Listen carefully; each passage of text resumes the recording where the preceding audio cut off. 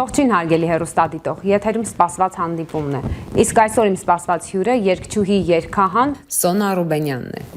Բարև ձեզ Սոնա ջան։ Բարև ձեզ։ Շնորհակալություն, որ այսօր իմ հյուրն եք։ Շնորհակալ եմ, որ հյուրընկալել եք ինձ այս գրքաշատ, պայծառ, լուսավոր, գեղեցիկ տաղավարում։ Բարի գալուստունիք, բարի գալուստ քաջարան։ Նախ ուզում եմ ձեզ շնորհավորել բոլոր կանանց, աղջիկներին, տատիկներին, մայրիկներին, թոռնիկներին, ինչու՞ չէ, ու ասել, որ իրենց աչքերի փայլը շատ կարևոր է։ Ոչ միայն իրենց կողքին կանգնած տղամարդկանց համար, այլ ամբողջ աշխարհի համար։ Այդ պատճառով թող միշտ փայլեն, միշտ փայլեք։ Իսկապես շնորհավոր ենք բոլորին եւ բոլորիս հաճելի լավ օր ցանկանանք։ Սոնա, կուզեի սկսենք մեր զրույցը ձեր երաժշտական կարիերայի սկսվելու պատմությունից։ Ինչպես հայտնվեցիք դուք այս ասպարեզում։ Բազմիցս ամեն հարցազրույցի ժամանակ պատմում եմ այս պատմությունը ու այս քայլերի հաջորդականությունը, որոնք ինձ բերեցին այսօր, ինչու՞ չէ, ձեր տաղավար։ Շատ փոքր տարիքից եմ երգում, վաղ տարիքից մանկապարտեզի միջոցառումներին եւ այլն, ծնողներս նկատելով այդ ամենը, ջիղը, ցանկությունը երգելու, տանում են երգի պետական թատրոն եւ այդտեղից սկսվում է ճանապարհը, հետո արդեն սուպերստարին եմ մասնակցում, հետո էլի մրցույթների եմ մասնակցում, նորալիքին եմ մասնակցում, ու այդպես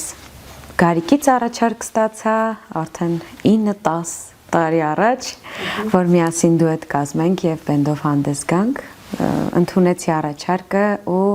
շատ ուրախ եմ, որ ընդունեցի այդ առաջարկը եւ զուգահեռ ստեղծագործում եմ, զուգահեռ իմ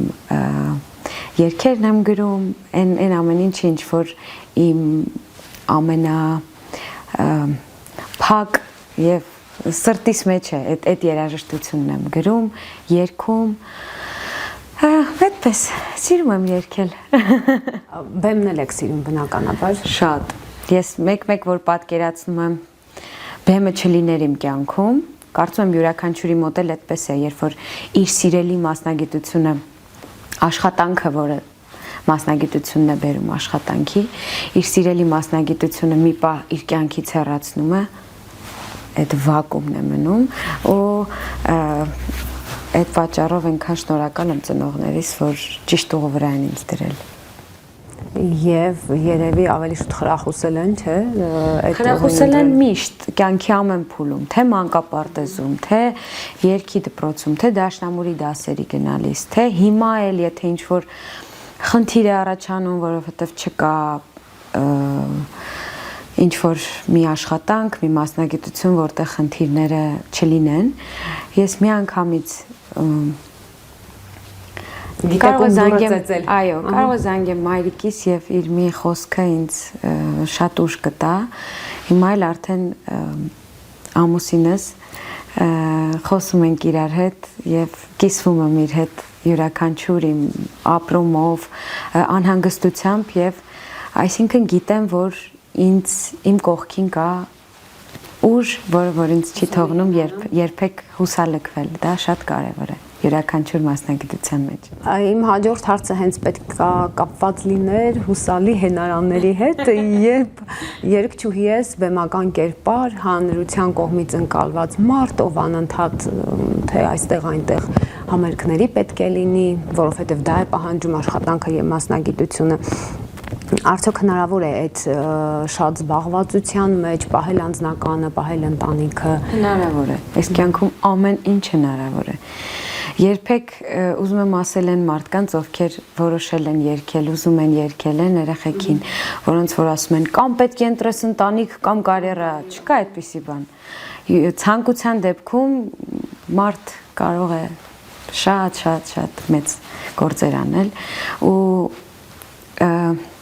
ես միշտ էլ այդպես պատկերացրել եմ, որ ես պետք է համատեղեմ ու այդպես էլ ստացվեց։ Ամեն ինչ ընկալման խնդիր է ամեն ինչ։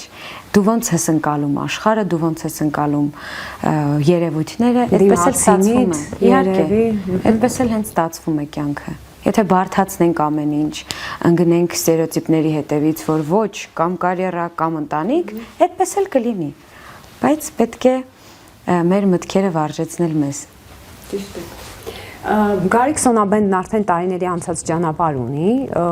պատմեք ինչպեսի գործընկեր է Գարիկ Պապոյանը եւ արդյոք դուք երաժշտական եւ մշակութային ճաշակներում բախումներ չեք ունենում։ Բախումներ չենք ունենում, ճաշակներում բախումներ չենք ունենում, որովհետեւ Գարիկի երաժշտական ընկալումը ու ոճը նախասիրությունները ինձ էլ է շատ հարազատ, այդ պատճառով բախումներ չենք ունենում, շատ սլացիկ տարիներ ենք ունեցել աշխատանքային, պատասխանատու գործընկեր է շատ, ինչը ինձ էլ է շատ օգնում, պունկտուալ, պատասխանատու եւ Իսկ դուք պունկտուալ եք։ Ես փորձում եմ լինել պունկտուալ, հասցնել ամեն ինչ։ Կանեք սովորաբար պունկտուալ չեն, դրա համար եմ հարցնում։ Դե հիմա եթե Գարիկը այստեղ լիներ, կասեր, որ ոչ, ուշանում է անդադ եւ այլն, բայց դա մի քիչ այդպես էլ չի, որովհետեւ փորձում եմ հասցնել այն ամեն ինչը, որը կօգնի իրականացնել իմ առջև դրված խնդիրը։ Ինչ եք կարծում, որն է կարևոր, երաժշտությունը թե բառերը։ Երաժշտությունը թե խոսքը կարծում եմ, որ հավասարազոր ուժեր են երգի ստեղծման կապակցությամբ, ուղղությամբ, ես երաժշտություն եմ միայն գրում ու բայց կարևոր են, չէ՞, դրանք ինչ խոսքի համար է գրում, ինչ բովանդակային։ Հիմնականում երաժշտությունից հետո է ստեղծվում խոսքը, բայց լինում են դեպքեր, որ նաև խոսքի վրա է ստեղծվում երաժշտությունը, գրվում երաժշտությունը։ Երկու դեպքն էլ ինձ համար ընդունելի է ու պետք է միահյուսվեն խոսքն ու երաժշտությունը իրար, բայց ես որպես երաժշտության հեղինակ կարող եմ ասել, որ ինչպիսի երաժշտություն գրվի, վրան այդպիսի բառեր կհյուսվեն ու նույնը հակառակը։ Այժմ ժամանակակիցն ու անորակը ցավոք այնքան շատ են, համացանցնել նպաստում է այդ ամեն ինչին, նաև երաժշտական ասպարեզի մասին եմ խոսում, որ դժվար է հասկանալ երգահանի համար ով կլսի քո գրածը։ Ինչ եմ ուզում հարցնել, ստեղծագործելուց այդ հարցադրումները ձեզ ուզում են, թե համաձայն չեք պահանջարկ, առաջարկ, այսպես կոչված այդ դիսբալանսի հետ։ Ես միշտ համաձայն եմ այն մտքին, որ առաջարկն է ծնում պահանջարկ։ Կարող եմ շատ ապացույցներ բերել։ Չեմ ուզում խոսել, յուրաքանչյուրը անում են, ինչ որ իրեն հարազատ է։ Ճաշակները տարբեր են, ունկնդիրը տարբեր է, լսողը տարբեր է եւ ես այն համոզմամբ եմ առաջնորդվում, որ դու ստեղծիր քոնը կունենա լսարան, մեծ թե քիչ, դա մեծ թե փոքր, դա արդեն քո խնդիրը չէ, բայց դու հավատարիմ եղիր քո ճաշակին, քո որովհետև ճաշակն էլ է հարաբերական, մեկի համար ճաշակը այս երաժշտությունն է, մյուսի համար են, չեմ ուզում, երբ որ փոքր էի, շատ էի խոսում, երբ որ նոր էի սկսել, շատ ընդդիմանում էի և ասում էի, ախր ոնց կարելի է, հետո հասկացա, որ խոսել շատ պետք չէ, պետք է ուղղակի ստեղծագործել, պետք է ուղղակի երգել։ Սոնա ջան, դուք այսօր պահանջված, սիրված հայ երգչուհի եք։ Եվ երբ հետ հայացք եք գցում անցած տարիներին, ինչ տպավորություն եք հիշողություններով ստանում, դժվար էր այդ քայլերը կատարել, հեշտ էր, ինչպիսի ճանապարհ է անցնում երգչուհին, որպիսի ունենա ճանաչում եւ կարողանա կարիերայով առաջ գնալ։ Չեմ կարող ասել դժվար էր, որովհետև յուրաքանչյուր թե դժվարության միջից, թե ավելի հեշտ ճանապարհով երթևեկելիս կյանքում տարբեր էմոցիաներ են քեզ ուղեկցում ու այդ էմոցիաները կապված են եղել երաժշտության հետ, այսինքն ես հաճույքով եմ անցել յուրաքանչյուր խոչընդոտի միջով։ Յուրաքանչյուր խոչընդոտի միջով անցնելիս մեկ է հասկանում ես, որ դա քեզ հետագայում պետք է լինելու։ Եվ վերջերս մի գիրք էի կարդում, Կատվի ճոճքը, այնտեղ ասվում է, որ ինչ պետք է լիներ, ուղղակի պետք է լիներ։ Եվ յուրաքանչյուր դժվարությունից հետո մտածում եմ, որ երևի այս դժվարությունը ինձ պետք էր, որ ավելի մեծ դժվարության չառնչվեի ու այդպես էլ ապրում եմ։ Ուրեմն պետք էր։ Ուրեմն քեզ կերտելու համար դա շատ մեծ նշանակություն կունենա կամ պետք է ունենա հետագայում։ Ունեցավ կամ հետագայում կունենա։ Քո երգացանկում կա երգ, որը շատ ավելի սիրված է մյուսներից եւ որը մեկ այլ ոգևորությամբ ես կատարում միշտ։ Եվ որն է դա։ Ապրելու չափ համար երգն եմ շատ սիրում, երաժշտությունը ես եմ գրել, խոսքերը Ավետ Բարսեղյանը, այդ երգը շատ հարազատ է ինձ, հենց այդ դժվարությունների եւ ապրելու չափ համար լինելու մասին է, որովհետեւ ապրելը մեծ համառություն է։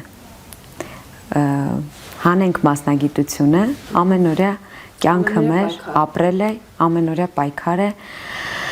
ու մենք բոլորս ապրելու չափ համառ ենք։ Այդ պատճառով այդ երգի խոսքերը մի տեսակ հոգեհարազատ են, ուրիշ խորությամբ եմ զգում։ Ճանապարհ քայլ առ քայլ դեպի երազանք, ու երազանքի մասին է, կյանքի մասին է, առաջխաղացման մասին է, այդ երգը առանձնահատուկ տեղ ունի իմ երգերի ցանկում, եւ իհարկե Լուսինը, իմ ու Գարիկի համագործակցությունից մեր, ոչ առաջինը չէր, բայց դարձավ առաջին հիթը մեր դուետի։ Շատ սիրված երգ է։ Շատ շնորհակալ եմ, շատ սիրում եմ այդ երգը եւ դա էլ առանձնահատուկ էլի տեղ ունի։ Յուրաքանչյուր երգ դարակներում դասավորված է առանձնահատուկ ինչ որտեղ ամեն մեկը մի էմոցիայի, մի զգայարանի հետ կապված, բայց այս երկուսը կառանձնացնեմ այսօր։ Լուսինը երևի այն երգերից է, որ այստեղ եւ երաժշտությունը եւ բառերը շատ միասին են, խոսվում են, ինքը տենց ընկալվում է միասնական եւ շատ էլ միահյուսված է։ Ու Էդգար Էլբակյանի երգն է, ով ցավոք սրտի կարճ կյանք է ունեցել, բայց Լուսին երգով եւ իր մնացած բոլոր երգերով շատ տաղանդավոր երիտասարդ իր մնացած երգերով ապրում է ու ապրելու է։ Ստեղծագործական առումով ռիսկայնության սիրում ես դիմել, նոր ոճեր փորձարկել, նոր գործիքներ, նոր ձայներ։ Առանց դրա անհնար է։ Միշտ պետք է փորձել նորություն, փորձում ես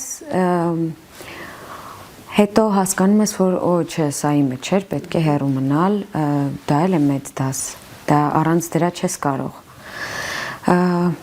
Լինում է, որ փորձում ես եւ հասկանում ես, որ սա ավելի հարազատ էր քեզ, քան մինչ այդ քո ստեղծագործական կյանքը ու կարճում ես դրան, փորձում ես ավելի զարգացնել այդ հմտությունը քո մեջ, նորարարություն անընդհատ եւ ամենտեղ շատ պետք է ու շատ անհրաժեշտ է։ Որքան կարող է տևել օրինակ նոր երգի գործիքավորումը, եթե վերցնում եք հին հայկական երգերից, փոխում եք գործիքավորումը, կա ժամանակ ձեր համար փորձել եք վիճակագրորեն պատկերացնել, որ այսքան տևում է, երբ մենք գործիքավորում ենք անում հին հայկական երգի վրա, այսքան տևում է, երբ մեկ ուրիշի երգն ենք անում, թե էլի կապ չունի ժամանակային։ Ինչքան է տևում։ Մի քանի օր, նույնիսկ եղել են երգեր, որ Գարիկը կարծում եմ, որ ամիսներով է գործիքավորել, լինում է, որ անում ես եւ ինչ որ բան հասկանում ես, որ փոխել է պետք, բայց լինում են դեպքեր, երբ օրինակ շատ մի քանի ժամում ստեղծվում է ու չես էլ օրինակ Լուսինը շատ կարճ ժամանակում ստեղծված երգ է, կատարումը մեր առաջարկ եղավ հանրային հեռուստաընկերությունից, երկերքոց նախագծից, քանի տարի առաջ էր, 8 երևի տարի առաջ էր, որ Էդգար Էլբակյանի երգերով երեկո էր ու այս երգը մեզ առաջարկեցին, որ երգենք, իր ընկերներն էին կազմակերպել։ հաղորդումը եւ հիշում եմ այդ հաղորդումը։ Եվ ես Առաջին անգամ հնչեց այդ հաղորդման ժամանակ երգը։ Առաջին անգամ կենթանի կատարմամբ հնչեց եւ YouTube-ում հենց այդպես էլ մնաց։ Հետո հասկացանք, որ տեսահոլովակի կարիք չկար, այլ նորից նկարահանելու եւ այդ կենթանի կատարմամբ մնաց երգը YouTube-ում։ Առաջիկա պլանների մասին կուզեի խոսենք եւ այն մասին, թե որքան ես պատրաստ երգել։ Այդ հարցը ինձ երբեք չեմ տվել, անսպասելի էր։ Ինչքան որ կզգամ դա, ինչքան որ կզգամ, որ կարող եմ, այդ կարողանալը շատ քիչ է։ Կարող է շատ երկար զգամ, որ կարող եմ, բայց տարիքի ուրիշ բանից դա տարիքի հետ, քանի որ ձայնալարը մկան է ու իր առանձնականությունը կորցնում է եւ այլն, կերքեմ այնքան ինչքան որ կլսեմ, որ դեռ ինձ իմ ձայնը հաճելի է։ Իսկ առաջիկա պլաններ մշակել եք, եթե իհարկե գաղտնիք չէ։ Շատ նոր պլաններ ունեմ, նոր նախագծեր, նոր երգեր, նոր էլի առաջին անգամ այստեղ պետք է ասեմ, հին էլի հայկական շատ գեղեցիկ երգերի, քանի որ մեր ժառանգությունը մշակութային, երաժշտականի մասին հիմա խոսեմ, շատ ահռելի մեծ է։ Մենք գիտենք ընդամենը 20-30, մենք չէ։ Հանրությունը գիտի ու երգում է մի քանի երգ, բայց այնքան մեծ է ժառանգությունը, որ ես ուզում եմ, որ ինչքան կարողանանք, ինչքան հասցնենք այդ ժառանգությունից բերենք այսօր ու լսելի դարձնենք մեր հանդիսատեսին, լսողին։ Շատ երգեր երգված են լեգենդար մեր հայ երգիչների կողմից, բայց այսօր երիտասարդության ականջը կարծում եմ, որ մի քիչ ավելի թարմ հնչողությամբ այդ երգերը նոր մատուցման ձևով նոր մատուցմամբ ներկայացնելով ավելի երիտասարդներին մոտ ենք կանգնում, ինչ ավելի մեծ հնարավորություն է տալիս, որ իրենք կլսեն ու կսիրեն այդ երգը։ Հենց Գարիկի հետ խոսեցինք այդ թեմայից, որ ձեր լսարանը համեմատաբար իմ կարծիքով երիտասարդ լսարան է։ Գարիկը պատասխանեց, որ Սոնայի մուտքով լսարանը շատ փոխվել է։ Հիմա տարբեր տարիքային խմբեր են ներգրաված, կարող եք ասել վստահորեն, բայց ես էլի վստահ եմ, որ գերակշիռ մասը երիտասարդներն են, ինչու, որովհետև երիտասարդությունը միշտ սիրում է ինչ-որ նորություն, իսկ դուք այդ նորությունը տալիս եք ձեր բենդով նրանց, անգամ հինը, նոր մատուցմամբ, եւ սա նաեւ կրթական ոլորտի աշխատանք է կատարում, կարելի է ասել։ Շնորհակալ եմ շատ ձեր կարծիքի համար ու դա շատ ավելի ոգևորում է նոր երգեր գրելու, ստեղծելու եւ ներկայացնելու։ Ո՞վ է ձեր խորհրդատուն այս առումով։ Իմ խորհրդատուն երևի սիրտս այս դեպքում։ Եթե լսեցի երգը ու այդ երգը պատկերացրեցի իմ ձայնով ինչպես կհնչեր, միանշանակ այդ երգը երգում եմ։ Կա ինչ-որ իրավիճակ կամ գործողություն, ինչի համար շատ եք ափսոսում եւ անհանգստանում։ Ափսոսում։ Ինչպես քիչ առաջ ասեցի, յուրաքանչյուր անգամ խոչընդոտ ու դժվարություն քեզ կայացնում է։ Այդ պատճառով չեմ կարող ասել, որ չէ, ոչինչ չեմ ափսոսում։ Ոչինչ չեմ ափսոսում։ Իսկ անհանգստություն։ Անհանգստություն միշտ կա, ամեն օր, ամեն պահի։